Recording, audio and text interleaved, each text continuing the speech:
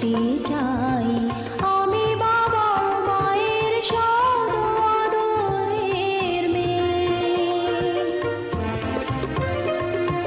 যদি চার দেয়ালের মাঝে কাটে সারা জীবন, তাহলে থাকবো শুধু বোঝা হয়ে।